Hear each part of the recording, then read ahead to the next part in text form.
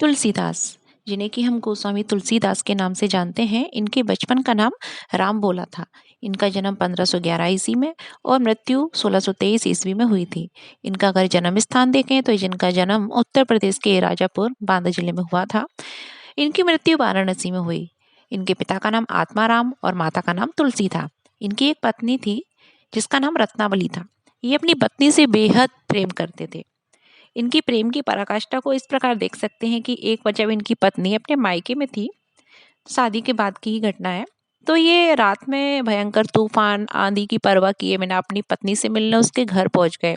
और जब उसने देखा कि ये किस तरीके से आए हैं, तो जब कारण देखा तो वो अचंभित रह गई, क्योंकि ये जिस रस्सी से आए थे, वो रस्सी एक्चुअली रस्सी ना होकर एक सांप था। बालकनी में एक सांप लटक रहा था और अंधेरे में इनको लगा कि वो रस्सी है। उस काले नाग को पकड़कर एक उस खिड़की से उनके रूम में दाखिल हुए। और जब उन्होंने देखा तो रत्नावली ने इनको बहुत फटकारा और कहा कि अस्थि चर्ममय देह ममतासो ऐसी प्रीत, जो होती श्री राम में होती नम तो भवभीत।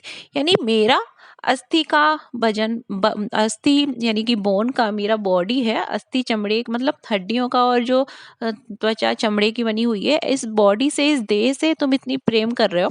अगर तुम्हें ऐसी प्रीत जो है ना भगवान राम से होती ना, तो तुम्हारा जीवन धन्य हो गया होता।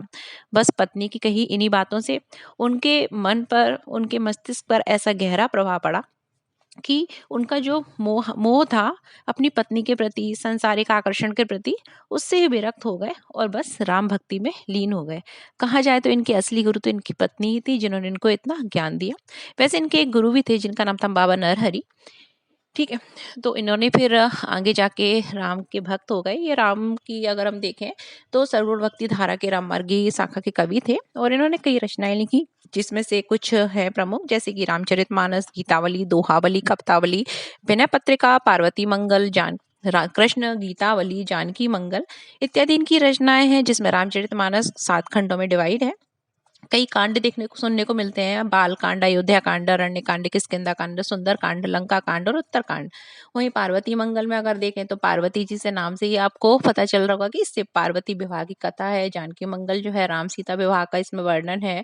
विनय पत्रिका में ये जो राम परिवार दरबार के जो सभी जो परिवार के जो सदस्य हैं उनसे आग्रह कर रहे हैं कि तुलसी को वो अपनी शरण में ले, भगवान राम से वो कहें, उनके जो परिवार के लोग हैं तो ये उनसे आग्रह कर रहे हैं। इन्होंने अगर हम देखें तो अपनी जो अधिकांश रचनाएं हैं, तो उनमें कुछ रचनाएं उन्होंने ब्रज भाषा का प्रयोग किया है, कुछ रचनाएं जो है उनमें अवधी भाषा का भी प्रयोग किया है। रामचरितमानस जो है वो अवधी में है, वहीं विनय पत्रिका जो है वो ब्रज में है। ठीक है। गीतावली की बात करें तो ये भी ब्रज में है और ये से गीतों का संग्रह है। ठीक है। इनकी सबसे प्रमुख रचना अगर देखें ना तो रामचरितमानस ही है। ठीक है, जो कि 7 खंडों में डिवाइड है और इनके 7 खंडों के बारे में पूछ लिया जाता है। तुलसीदास जो थे ना, तुलसीदास जी तो उन्होंने कहा कि व्यथित जो संसार है उसको किसी निर्गुण ब्रह्म की नहीं अपितु एक सगुण आकार ईश्वर की आवश्यकता है, जो कि उनकी पुकार सुन सके, तत्काल उन तक पहुंच सके और उनकी रक्षा कर सके, अधर्म का नाश कर सके, धर्म की प्रतिष्ठा करने वाला हो। ठीक है, तो ऐसे मतलब ब्रह्म की जरूरत है, उन्होंने बोला था। अगर इनके सामाजिक दर्शन को देखें तो तुलसीदास जी जो थे वो आदर्श परिवार और समाज के साथ साथ अगर हम देखें तो लोक कल्याण के विचार पर, इनके मतलब इनके जो विचार है वो लोक कल्याण पर आधारित है। ये व्यक्तिगत संबंधों से प्रारंभ होकर पारिवारिक और सामाजिक संबंधों तथा अंत में अगर हम देखें तो आदर्श राज्य तक इनके विचार जाते हैं। ठीक है, और बिना पत्रिका के माध्यम से हम इसको समझ भी सकते हैं, क्योंकि इन्होंने आदर्श जो परिवार है, ठीक है, उसमें बिना पत्रिका में परिवार के लोगों से ही वो विनय याचना कर रहे हैं कि वो राम जी से कहें कि वो उनको अपनी शरण मिले। ठीक है। इसके बाद अगर हम देखें तो इन्होंने राम राज्य के बारे में कहा है, राम राज्य के बारे में भी कहा है और लोक कल्याण यानी राम राज्य के बारे में कहा है। राम राज्य का मतलब वह आदर्श स्थिति इनके अनुसार जिसमें राजा रंक जो है उनमें सब समानता है, कानून सबके लिए बराबर है। ठीक है, तो भेदभाव रहित यानी कि समाज हो। ठीक है, शासक जो अपनी प्रजा से पूर्ण रूप से ईमानदार रहे, अपनी प्रजा को पुत्रवत स्नेह करे। ठीक है, और अपनी प्रजा के लिए मतलब अपने कर्तव्यों को पूर्णतः समर्पित कर दे। मेनली राम राज्य वो है जिसमें कि हम बोल सकते हैं कि राजा रंक में कोई भेद नहीं है, सबको सब जो है प्रसन्न है। और जो राजा है वो अपने उसके लिए सर्वप्रथम क्या है, उसके लिए सर्वप्रथम जो है अपनी प्रजा है, प्रजा से बढ़कर कुछ भी नहीं है। आप लोगों ने सुना भी होगा कि राम जी ने सीता जी को जो वन भेज दिया था बाद में, और रावण के यहाँ से आने के बाद। तो उन ये मतलब किस्मत ऐसा बोलते हैं कि उनके यहाँ जो राज्य में था, तो राज्य में किसी ने कहा था कि मेरे को मेरे पति ने बाहर निकाल दिया, लेकिन राम जी भी तो लौट के आए हैं, मतलब ले आए हैं। सीता जी वहां राक्षस के पास रही, रावण के पास रही, लेकिन सीता जी को उन्होंने फिर भी नहीं निकाला। तो उन्होंने कहा कि इससे मतलब प्रजा में एक वो संदेश जाना चाहिए कि नहीं, जब मतलब तो इस कारण उन्होंने अपनी सीता जी का त्याग कर दिया था अपनी प्रजा के कारण। ठीक है, तो यही है राम राज्य, कि जिसमें प्रजा जो है सर्वोपरि है, और प्रजा से भरकर अगर देखें तो उन्होंने कुछ भी नहीं बताया कि राजा जो है उसके लिए पहला दायित्व अपनी प्रजा को संतुष्ट करना है।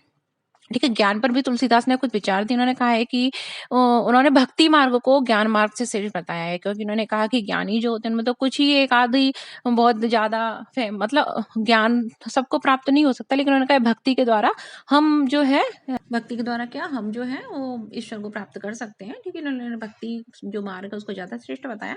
इन्होंने नवविधा मार्ग भी बताया था भक्ति के लिए, इन्होंने नवविधा मार्ग बताया। इन्होंने कहा कि ऐसे जो मार्ग हैं जिससे हम प्रभु को प्राप्त कर सकते हैं, हमें उनका अनुसरण करना चाहिए। इन्होंने कहा कि हमें साधुओं की संगति में रहना चाहिए, उनकी निरंतर खोज करते रहना चाहिए, अच्छे लोगों की संगति में रहना चाहिए।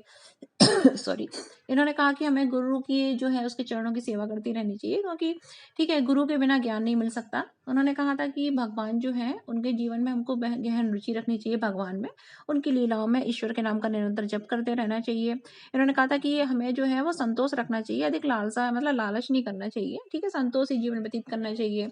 ठीक है, और इन्होंने कहा था कि हमें निरंतर सदाचारी रहने का अभ्यास करना चाहिए, आत्म संयम रखना चाहिए। होगी अगर जिसने आत्म संयम रख लिया ना, वो सब कुछ प्राप्त कर सकता है। पहला सबसे जरूरी है कि आत्म संयम रखें, आत्म नियंत्रण रखें। ठीक है, और इन्होंने कहा था कि हमको ईश्वर पर निर्भर तो रहना ही चाहिए, साथ ही साथ है ना, इन्होंने कहा था कि हमें कपट नहीं करना चाहिए, कपट से मुक्त रहना चाहिए, कपट मुक्त जीवन व्यतीत करना चाहिए, किसी प्रकार के अवसाद में नहीं रहना चाहिए, और निरंतर बस प्रभु का नाम जपते रहो। ठीक है, और इन्होंने अगर हम बात करें तो ये जो महात्मा गांधी और तुलसीदास के कुछ विचार जो थे मिलते जुलते थे, दोनों ने ही राम राज्य की अवधारणा को स्वीकार किया है। ठीक है, लेकिन इन्होंने अगर देखें तो ये मेन याद रखना, आप लोग पूछ लिया जाता है कि ये भक्ति धारा के किस शाखा से संबंधित है, तो ये सगुण भक्ति धारा ये राम मार्ग की शाखा से संबंधित है। भक्ति जो धारा शाखाएं थी दो थी, एक सरगुण और निर्गुण धारा। तो सरगुण धारा में थे आते हैं कृष्ण मार्गी राम मार्गी शाखा के कवि। ठीक है, जिसमें अगर बात करें राम मार्गी शाखा में गोस्वामी तुलसीदास है। वही निर्गुण धारा ये थोड़ा अलग है। ठीक है, तो याद रखना ये किस धारा से संबंधित है, सगुण धारा से संबंधित कवि थे। तो बस हो गया, इसमें इतना ही महत्वपूर्ण था कि इनकी प्रमुख रचनाएं क्या है और इनका जो है वो उद्देश्य क्या है इनकी रचनाओं का। ठीक है, और हाँ, इनकी रचना का अगर हम उद्देश्य देखें, लास्ट रह गया था पॉइंट, तो इनकी रचना का प्रमुख उद्देश्य क्या था कि जब जिस समय ये तुलसीदास जी थे उस समय इस्लाम का प्रभुत्व बढ़ रहा था, इस्लाम से हिंदू धर्म को काफी चुनौतियां मिल रही थी। ठीक है, तो ऐसा बोला जाता है कि इस्लाम से चुनौती मिल रही थी हिंदू धर्म को, तो उसकी मतलब आस्था को ठेस ना पहुंचे, उसकी आस्था में कभी कमी ना आए हिंदू धर्म में। तो उन्होंने उसके लिए ही रामायण की रचना की थी, ताकि लोगों को अपने धर्म के बारे में अधिक से अधिक जानकारी हो। ठीक है, उनका विश्वास बढ़ता रहे। ठीक है, और मेनली इस्लाम से मिल रही चुनौतियों का सामना करने के लिए उन्होंने इसकी रचना की थी। लेकिन ऐसा नहीं है कि तुलसीदास की रचना का अगर हम मतलब रियल उद्देश्य देखें, तो उसका रियल उद्देश्य जो है वो स्वांत सुख है, नहीं अपने सुख के लिए, अपने आनंद के लिए उन्होंने इसकी रचना की थी। लेकिन लोग कहते हैं कि उन्होंने इस्लाम से मिल रही चुनौतियों के कारण इसकी रचना की थी। ठीक है, वहीं अगर हम तुलसीदास जी के सामाजिक दर्शन का देखें, तो ये सामाजिक दर्शन हम दे ही चुके हैं कि उन्होंने आदर्श राज्य को महत्वपूर्ण माना है। ठीक है, आदर्श समाज को भी महत्वपूर्ण माना है, समाज ऐसा होना चाहिए, ठीक है, जिसमें क्या हो, एकता के पक्षधर थे। ठीक है, और इनका जो आदर्श समाज है उसका आधार क्या था, वर्णाश्रम धर्म व्यवस्था थी, वर्णाश्रम को भी ये उचित मानते थे। तो इस प्रकार तुलसीदास जी खत्म हो जाता है।